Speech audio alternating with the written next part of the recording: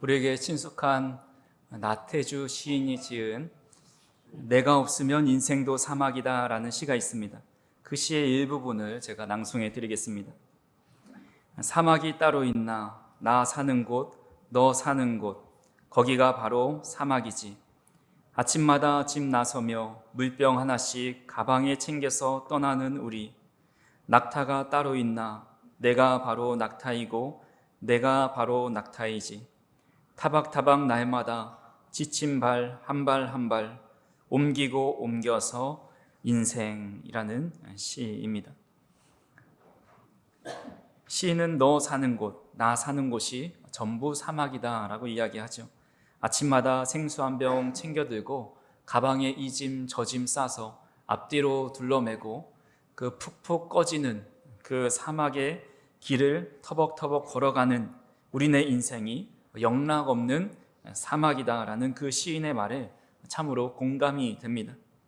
사람은 누구나 꽃길을 걷고 싶어 합니다. 막힘없이 뻥 뚫린 그 고속도로와 같은 삶, 또 안정되고 탄탄대로의 삶을 꿈꾸며 기도합니다. 하지만 우리가 마주하는 현실은 꽃길보다는 거친 모래바람이 부는 사막일 때가 훨씬 많이 있습니다.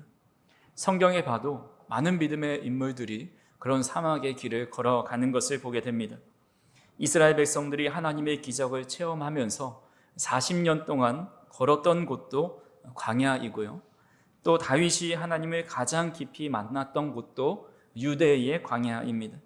심지어 우리 예수님도 머리 둘 곳 없는 그런 결핍이 가득한 광야의 인생을 사셨습니다.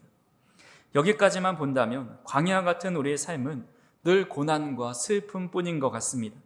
매일 목마르고 매일 먹을 것을 찾아 나서야 하고 낮에 뜨거운 태양과 밤에 찬 공기가 우리를 시리게 만들고 덥게 만드는 그런 인생인 것 같습니다.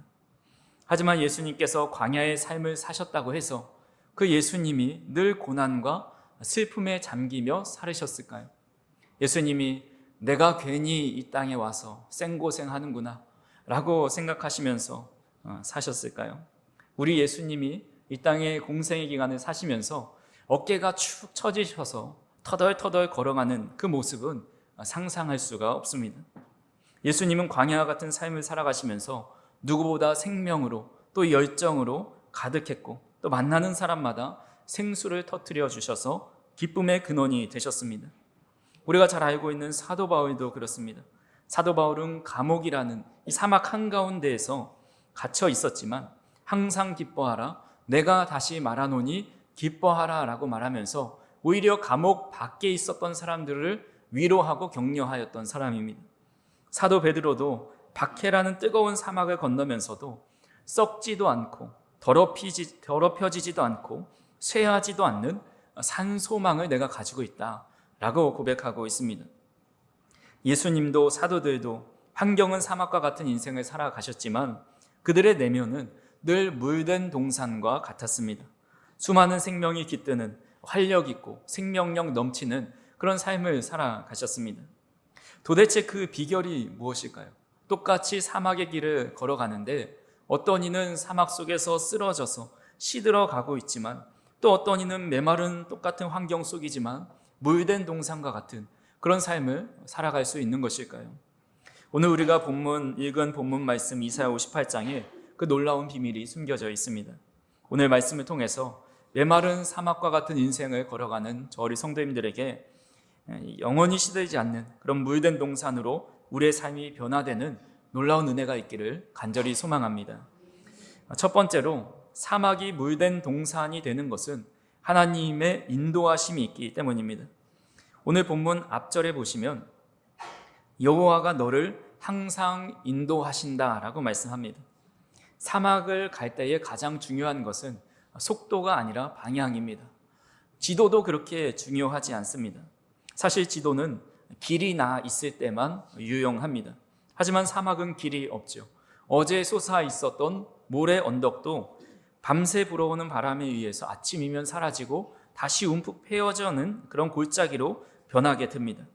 지형이 시시각각 변하는 곳에서 고정된 지도는 굳이 도움이 되지 않습니다. 사막을 잘 건너가는 방법은 중요한 그 지형을 잘 알고 있는 가이드가 있어야 합니다. 우리 스포츠 음료인 레드불에서 운영하는 마라톤 대 사블레라는 대회가 있습니다. 이 대회는 프랑스어인데 사막의 모래 위에서 하는 달리기, 마라톤이란 뜻입니다. 개최지는 해마다 바뀌지만 주로 사라하 사막에서 개최되는데 한 250km 정도를 6일 동안 달린다고 합니다. 그러니까 일반 42km 평지를 뛰는 것도 매우 힘든데 이 움푹움푹 파지는 그런 사막을 250km 또 5, 6일 동안 달리는 것은 매우 어려운 일입니다. 그래서 그 대회에 참가한 사람들이 그 어려움보다 더 그런 육체적인 힘듦보다 때론 더 어려운 것이 단체로 길을 잃게 되면 그들은 완전 그곳에 고립되어서 절망하게 될 겁니다. 그래서 이 대회에는 중간중간에 가이드 표시를 해놓습니다. 또한 체크포인트를 운영하면서 그곳에 물도 비치해 놓고 의료팀이 상시 대기합니다. 그리고 밤에는 지정된 캠프에 모여서 함께 쉬고 다음날 또 달리기를 이어갑니다. 어떤 분이 한국 분이 그 대회에 참가해서 정말 죽을 뻔한 고비를 넘겼고 힘들었다라고 하지만 사막에서 인생을 배웠다라고 이야기하기도 합니다. 사막에서 가이드가 없는 곳은 곧 죽음을 의미합니다. 오아시스를 찾아 헤매다가 결국 목마름과 굶주림으로 고통당하다가 끝나게 됩니다. 하지만 오늘 성경은 여호와께서 너를 항상 인도하신다 말씀합니다. 근데 그 인도하시는 분이 어떤 분이신지 이사야 43장 19절에 이렇게 말씀합니다. 같이 한번 읽어보겠습니다. 보라, 내가 새 일을 행하리니 이제 나타낼 것이라. 너희가 그것을 알지 못하겠느냐?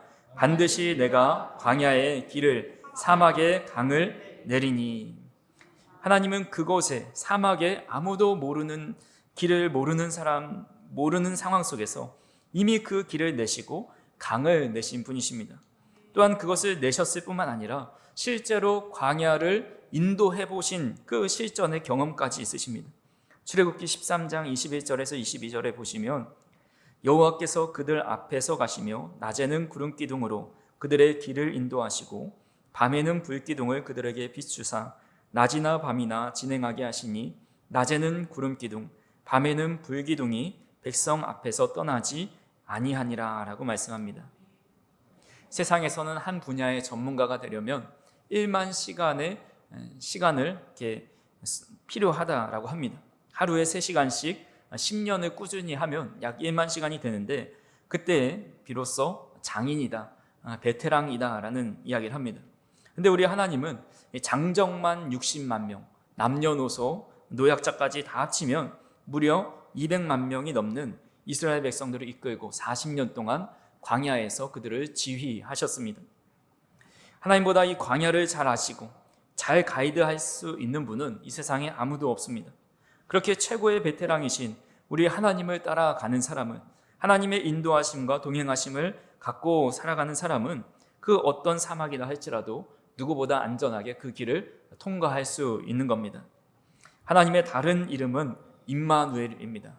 우리와 함께 하시는 하나님입니다.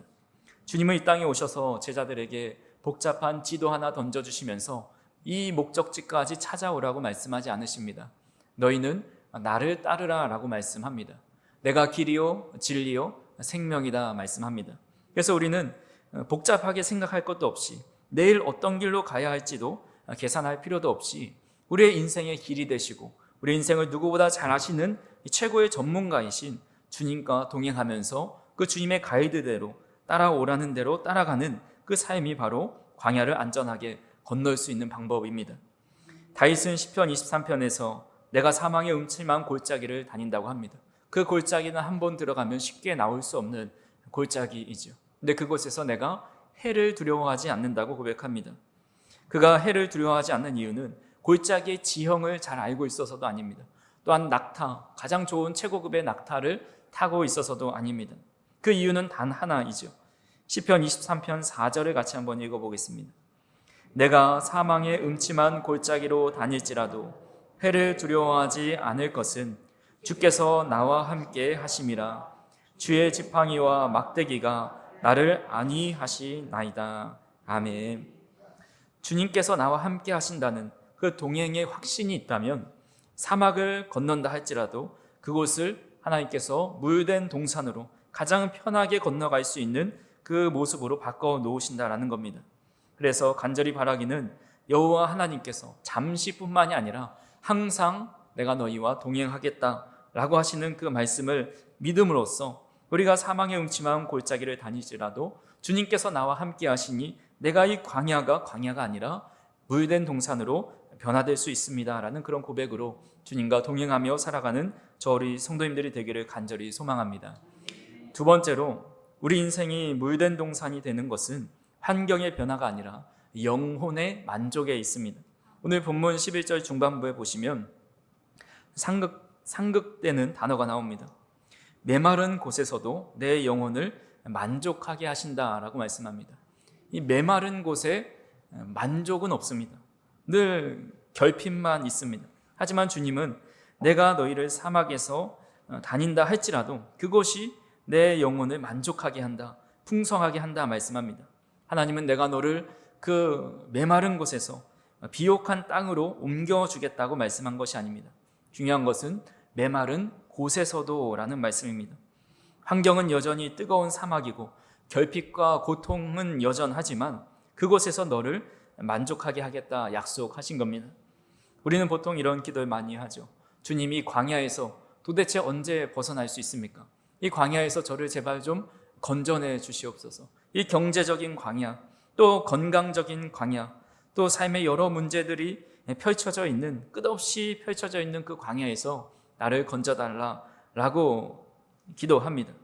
하지만 하나님께서 만약에 환경을 변화시켜 주시기를 원했다고 한다면 이스라엘 백성들을 40년 동안 광야에서 지내게 하지는 않으셨을 겁니다. 그들에게 10가지 재앙을 내리고 홍해를 건너게 한 후에 이제 그들을 엘리야를 들고 올라갔던 그 구름을 동원하셔가지고 이스라엘 백성들 200만 명을 다 애굽 땅에서 즉시로 가나안, 젖과 꿀이 흐르는 가나안 땅으로 옮겨 놓으셨을 겁니다. 하지만 하나님은 그들의 환경을 변화시킨 것이 아니라 하나님을 경외하고 바라보는 그 마음을 변화시켜 주셨습니다. 하나님은 메마른 땅 한가운데서도 우리의 영원히 배부를 수 있는 그런 기적을 맛보길 원하십니다. 그 기적은 오로지 영원히 목마르지 않게 하시는 그 주님으로부터 나오는 생수를 공급받을 때 가능한 일입니다. 1980년대 우리나라의 동아건설이 리비아의 대수로 공사를 진행한 적이 있습니다. 사람들은 이 공사를 가리켜서 세계 제8대 불가사이다라고 이야기하기도 합니다. 1950년대에 석유 탐사 팀들이 이 사막을 조사하다가 그 안에 땅 깊은 곳에 석유를 발견한 것이 아니라 물을 발견했습니다. 누비아 대수층이라 불리는 거대한 지하수 저장고였습니다. 수만 년 전부터 물이 축적되어 가지고 엄청난 양의 담수가 쌓여 있었는데 그 양이 얼마나 방대한지 나일강이 200년 동안 흐르는 그 양에 맞먹는다고 합니다. 근데 문제는 이 사막 한가운데서 이 송유관을 만들어서 연결하는 건데 그것이 그들에게는 기술력이 없으니까 50년대에 발견을 했지만 80년대에 우리나라에게 동아건설에게 부탁을 해서 체결을 해가지고 공사를 하게 되었습니다. 그래서 4m, 지름 4m의 파이프를 4,000km가 넘는 공사를 연결해서 해야 했습니다. 근데 이 긴 넓은 사막에서 어떻게 자재를 공급할 수 있겠습니까? 근데 우리나라 기업이 아예 사막에 그 자재 생산 공장을 세워가지고 사막에서 자재를 이렇게 만들어가지고 1,800km가 되는 첫 번째 구간, 또 1,730km가 되는 두 번째 구간을 완공했습니다. 그리고 지금도 3, 4, 5 구간을 이제 공사하는 걸로 알고 있습니다. 근데 이 수로가 완성되자 놀라운 일이 일어납니다. 대수로 공사 이전에 리비아에는 경작할 땅이 국토의 1.4%밖에 불과했습니다. 하지만 지금은 풍부한 농업 용수가 이 대수로로 공급되어서 한반도 면적의 8배 이상의 농지가 사막에 생겼습니다. 실제로 사막이 물된 동산이 된 겁니다. 우리의 인생도 마찬가지입니다. 우리가 사는 세상은 사하라 사막처럼 메말라 있습니다. 아무리 비가 많이 내려도 금세 다 빠져나갑니다. 경제의 한파는 계속되고 또 경쟁은 치열하고 우리 몸은 점점 노쇠해져 갑니다. 하나님을 믿는다고 해서 일반 사람들과 다른 환경에서 살아가는 것이 아닙니다. 우리도 똑같이 여전히 결핍이 많은 그런 광야에서, 사막에서 살아갑니다. 하지만 우리에게는 세상이 알지 못하는 거대한 영적 대수층이 있습니다. 바로 우리 안에 계시는 예수 그리스도이십니다. 예수님은 요한복음 4장에서 이렇게 말씀하십니다. 요한복음 4장 14절을 같이 한번 읽어봅니다. 내가 주는 물을 마시는 자는 영원히 목마르지 아니하리니 내가 주는 물은 그 속에서 영생하도록 솟아나는 샘물이 되리라. 아멘. 예레미야 2장 13절에서도 말씀하시기를 내 백성이 두 가지 악을 행하였나니 곧 그들이 생수의 근원되는 나를 버렸다라고 말씀합니다. 예수님으로부터 나오는 영생하도록 솟아나는 샘물이 주님께 있고 또 하나님이 생수의 근원이 되십니다. 우리는 그 생수의 근원 되시는 하나님께 그 수로를 연결해 놓기만 하면 우리는 여전히 사막에 위치해 있다 할지라도 날마다 시원한 생수를 공급받게 된다라는 겁니다. 사도 바울은 사도행전 20장에서 성령님의 음성을 듣습니다. 예루살렘으로 가게 되면 결박과 환난이 너를 기다리고 있다라고 말씀합니다. 이왕 말씀해 주실 거면 결박과 환난이 아니라 너가 그동안 전도한 그 경험을 통해서 예루살렘 교회가 더 부흥하게 될 거고 로마로 끌려가서 로마를 변혁시킬 거고 전 유럽에 그 바울이 선한 영향력을 미치게 될 것이다 라고 말씀하시면 얼마나 좋겠습니까? 근데 로마로 가게 될 때 오히려 결박과 환난이 기다리고 감옥에 갇히게 되어 고난받을 것을 알려주십니다. 하지만 사도 바울은 그런 고난과 결박이 자신을 기다린다 하여도 내가 주 예수께 받은 사명을 위해서라면 생명조차 아까워하지 않겠다라고 고백을 합니다. 사도 바울은 환경이 주는 안락함이 아니라 주님이 주시는 절대 만족을 가지고 아무리 그 삶이 사막 한가운데 감옥 가운데 갇혔다 할지라도 생수의 근원 되시는 주님으로 인해 그가 사는 그곳은 물된 동산이 될 수 있었습니다.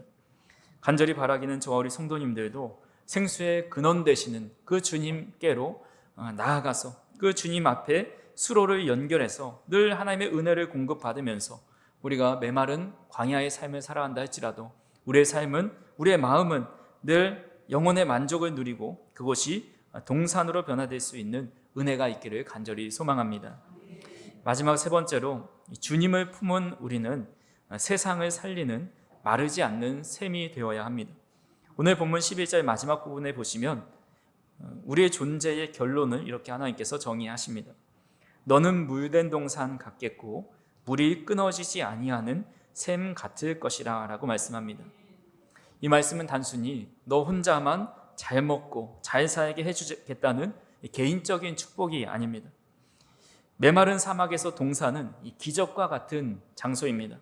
동산은 자기 자신을 위해 존재하지 않습니다. 동산은 뜨거운 태양을 피할 그늘이 필요한 나그네를 위해 제공되고 또 깃들일 곳이 필요한 새들을 위해 제공됩니다. 배고픈 자들에게 줄 열매를 내어줍니다. 샘도 마찬가지로 샘이 물을 뿜어내는 이유는 자기가 다 품기 위함이 아니라 밖으로 흘려보내기 위함입니다. 고인물은 썩지만 흘러가는 물은 날마다 생명을 살립니다. 예수님으로 충만해진 성도의 마지막 모습은 결국 흘러 넘침입니다. 내 안에 계신 예수님의 은혜가 너무나도 커서 이것을 다 가둘 수가 없는 겁니다. 자연스럽게 흘러 넘쳐서 담밖을 넘어갑니다. 그래서 나 때문에 내 가정이 살고 나의 흘러 넘침을 통해서 내 직장이 살아나고 나의 흘러 넘침을 통해서 우리 주변의 어려운 이들이 다시 한번 시원함을 얻게 되는 것, 이것이 바로 물된 동산의 삶입니다. 이스라엘의 지혜를 보면 이 영적 원리를 아주 명확하게 알 수 있습니다. 이스라엘의 중요한 두 개의 호수가 있죠. 북쪽의 갈릴리 호수와 남쪽의 사해입니다. 이 두 호수는 똑같이 요단강 그 물줄기가 흐르고 있습니다. 수원지가 같죠. 물의 양도 비슷합니다. 근데 그 두 호수의 운명은 정반대입니다. 북쪽의 갈릴리 호수는 생명력으로 가득합니다.